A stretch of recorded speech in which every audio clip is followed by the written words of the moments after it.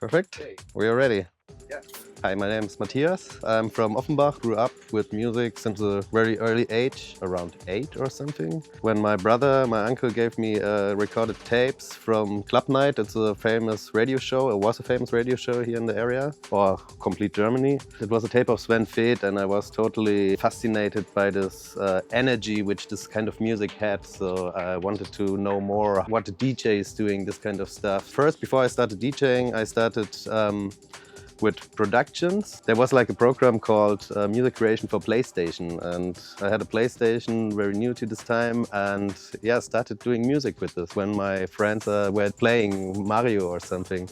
And I did music already to this time. 1999, I bought my first record and started DJing as well because I was very interested in this too. 2003, I had my first gigs in clubs when I was really around 14, 15 or something. Yeah, I was like totally illegal. I was not allowed to go to clubs, but I had a really relaxed mother. So she said, okay, if your uncle or your brother is coming with you, you can go to the clubs.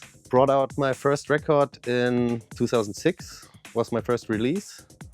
And yeah, since then I'm playing regularly around the world, mostly Europe, Germany, but I also played in Japan and Russia and Ukraine and Turkey, a lot of countries around the world. So yeah, that's my musical background.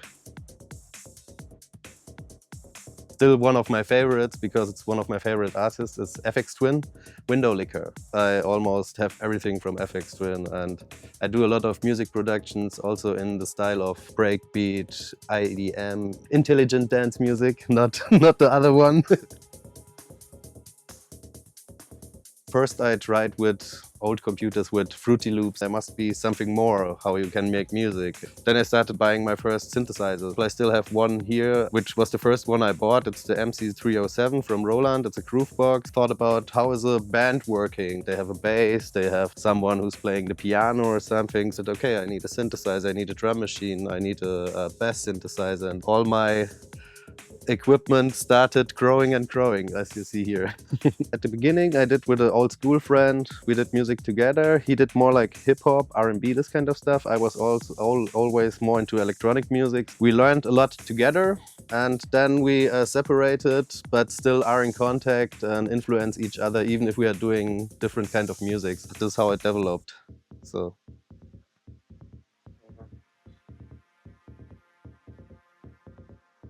The record shop where I bought my first records, they also had small, kind of illegal club. It was like in a park house here in Offenbach. Worked there for a few days in a week to finance my record. And one day they asked me, come on, would you like to play? Yeah, why not? Let's try it. At this time, I could mix two records, but not perfectly. More like a adventure to do it. So a really good feeling to see like, oh, you decide to play this and this record and the people dance in front of you and appreciate it. From this point on, I wanted to make it more into the public, to play music in front of people.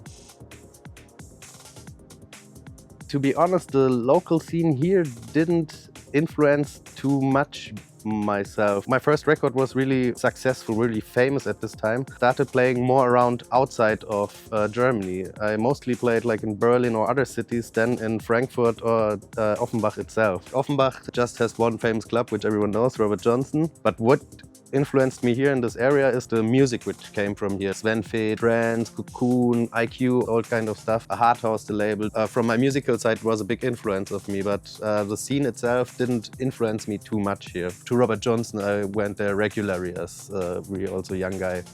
So it was the first club where I was 15, 16 or something. Don't know if we can say that because they will get stressed because I was very young when I was there. But anyway, they let me enter. When I played in Czech Republic, in Brno, there was a big festival, and a friend of mine, he was one of the promoters from there, and he invited me to play there as well on the smaller stage. That was one of the first things I have in mind when I played in front of many people. There was like guys like Luke Slater and this kind of stuff, more hard techno, and I always preferred more the, let's say, soft side or more experimental side on music. So it was kind of cool adventure and fun. 2005, 2004, 2005. I gave some demos to a guy who was working at the record distribution. He had like a famous label. To that time, I just gave him some demos and he said, yeah, that's good stuff, but let's wait some more time and give me some new stuff. And then 1 year later, I gave him some new demos and he said, okay, that's it, these 3 tracks we want to release on the record. Didn't go around and send everyone demos or something. From friends, we are friends to friends, so it was this way of working with connections, I say like this. And it was a happy accident because the record I didn't expect much, but Ricardo Villalobos played it 2 times at La Family Park, like a big festival to this time in this area. Luciano played it, Magda played it, all the big names to this time. And that was like quite a good success. La Family Park was a very big festival with around 10,000 people or something, with Sven Feth and all these guys, Luciano, Ricardo, Carotte and all these guys.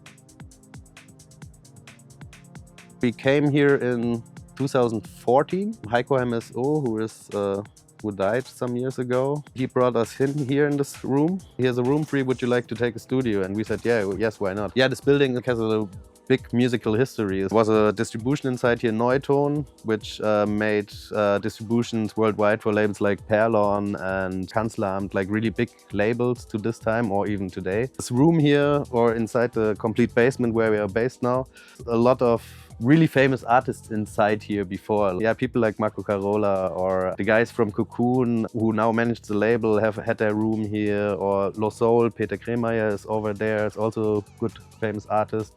Playhouse was here, Pascal Feos was here. So yeah, I'm really happy to be here in this building with this history. And it's like around 200 meters from Robert Johnson and other clubs, so, and directly to Frankfurt. Really good area here.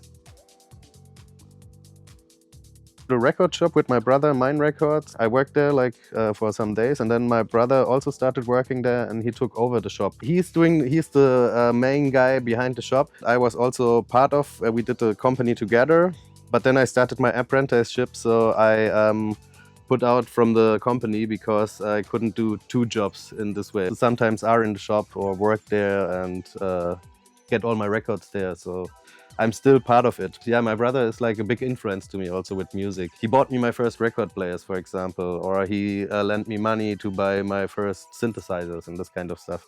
He was always more the part in the guy in the background, but he did a lot of for me. And we're still doing music together here in the studio. I work sometimes in the shop, and yeah, we do a lot together in the scene. So I started first playing records or collecting music, but he was getting really fast inside this as well then after 1-2 years later or something.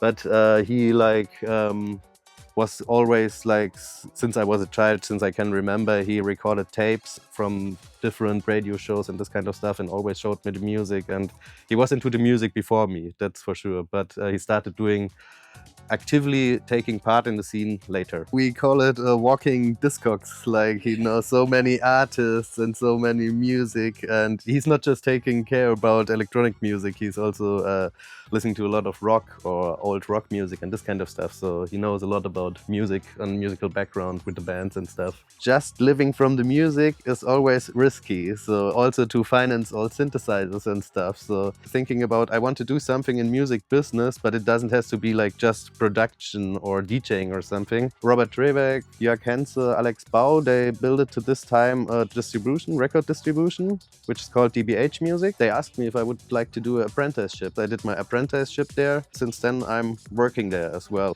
during the daytime. Good source for getting new inspiration. We have like each week new music and this kind of stuff. So I was always happy and still happy to work in the music business in this way and to have my income from this and not to need to make music to get your money. It's much more relaxed in this way, in my opinion. But it's like everyone is different. So due to the apprenticeship, I learned a lot about financing things which happen behind the scenes, which you don't see, of how to produce records or how to cut records, this kind of stuff. We have mastering studio inside DBH Music and cutting company. Hard question. It's like creativity, you can't say, okay, now I'm creative. So I have also a very small set up at home, small studio, and yeah, when I have an idea, I do music. And I have a really relaxed girlfriend. She's also into music and the scene. So when I say, okay, during the afternoon or something, I want to go to the studio, I can just do it. Really easy to work like with this. Yeah, creativity comes when it comes. So I started really early to produce different kinds of electronic music. I mean, it's all electronic music. Sometimes I just want to do ambient. I do a lot of electro, a lot of dub techno and this kind of stuff. So I started in an early age to separate my music into different pseudonyms. Startup, for example, is more for dubby techno. Binary Operator for electronic stuff. Matstar is like my main pseudonym, or was my main pseudonym. Not commercial, but more club-oriented music. Still doing it like this, in this way until today. Let's say more deeper tracks, more dubby tracks, I send it to a label under the startup name or release it under this name. So the people already know, okay, it doesn't have to be like a club hit or something. It's more like, let's say, relaxed music for listening at home or something. So due to very early success with the Matstar release, with the first one, people always wanted to have this kind of style. But nowadays people expect this certain style of you, and I never wanted to play this game. I was always open-minded for every kind of music, every kind of electronic music. At the moment I'm not doing this kind of pushy electronic club music. I want to do some more relaxed stuff. So I decided at one point, okay, I need to do a label for this or another pseudonym. Then I did since a long time electronic, like electro broken beats and this kind of stuff. So but it never fitted to the Matstar stuff. So I needed to put another pseudonym because I want to release this stuff and don't want to leave it on the computer without anyone is listening to it. So I see it nowadays a bit more problematic because in social media you have to put 50 profiles for each thing. It's not so much important. For me, it's much more important to make the music I like and not to release a record to have success with it in the public. So it's much more important to make music which you are happy with. When I experienced the first time the business side, first thing which was a little bit of a downside at the end, music is a same business like every business, like film business or art business or this kind of stuff. It was not easy at the beginning because a lot of people, like when you go very early in the scene or playing around very early in a young age, people talking to you from this side and this side, telling you, yeah, you have to do it like this, you have to do it like this, and we make you big, we make a deal with you or something like this. I had a lot of bad experience in this way at the beginning, but I learned from this to nowadays to know what I want to do or where I want to go with my music. FX from UK is for me the biggest influence. I was always fascinated how he's doing this kind of sound, how he's doing this. Yeah, he's doing a lot of circuit bending, like taking synthesizers and rearrange them, giving them another function than they have to be. Wide open with his styles. He's doing from ambient to electro to really drum bass, hardcore stuff, but always with his signature inside. Yeah, Sven Feth, for example, he's like the first thing I heard in electronic music, and yeah, this energy when he's DJing and this kind of stuff. Around 2000 I experienced first time sets of Ricardo Villalobos, and that was which really put me into this music which I'm still doing nowadays. Breaks, minimal, micro house. So these are like my three biggest influences. Or maybe let's say Kraftwerk also. It's like, but Kraftwerk also my parents already listened when I was a child, so I didn't know what it was. But nowadays I'm like, ah, okay, I remember back this kind of music I heard somewhere. So it was also a big influence to me. Yeah, that's the interesting thing on electronic music. Other musics you have like, let's say, rhythm boundaries, instrument boundaries, and you can melt everything together in electronic music. That's what I like most on it. Well, I appreciate much more artists which get attention because of their talent instead of get attention because they shake around behind the DJ booth and dance there or something, you know? For me, it's important to be happy with the music I'm doing, and that's the most important thing, or to instead of get a lot of attention with my tracks or something. If I'm happy, if I play it and I get goosebumps, that's much more, or other people get goosebumps or tears or something, it's for me much more important than to be on chart number position 1 or something. or get a lot of money with it. Since I started, there were a lot of changes. Let's say there was a point where everyone said vinyl is dead, and then there was a point the music scene is not going anymore, but there's still everything is going on. Like, it's just changing all the time. It's always important to stay true to yourself, so don't sell yourself out for just getting famous, let's say it like this. That's always like a short term, and in the long term, the most people who are still in the scene doing music because they love it and not because of the money. The other thing is the natural thing which is coming after that. And advice, yeah, stay true to yourself. That's important, I guess. Don't do everything for money. Enjoy what you're doing. That's important.